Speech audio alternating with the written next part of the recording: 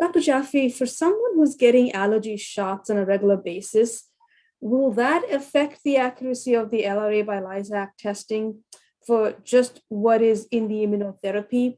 Or will it, tend to make all the other test results less accurate? And is there also, a time frame that they have to stay away from the allergy shots before they actually get the testing? So many questions rolled into one.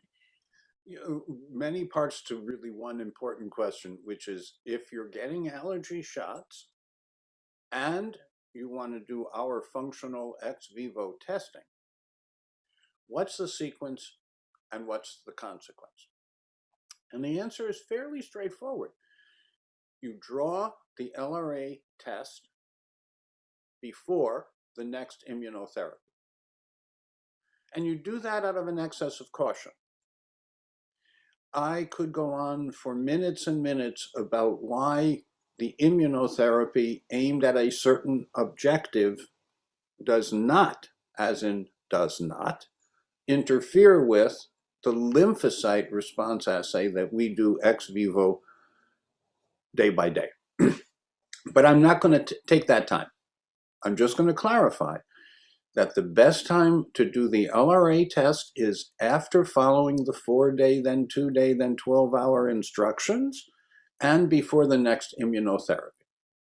Now, I'm assuming here that we're talking about immunotherapy by injection that is done periodically, because there's another kind of immunotherapy often done with drops under the tongue. And there I do have an answer. You can continue the drops under the tongue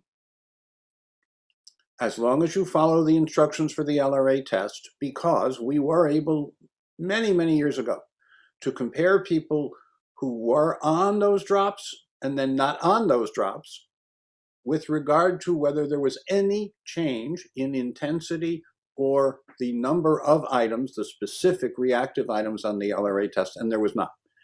So by immunotherapy, I think we're talking mostly about periodic injections, and I have answered that, I trust.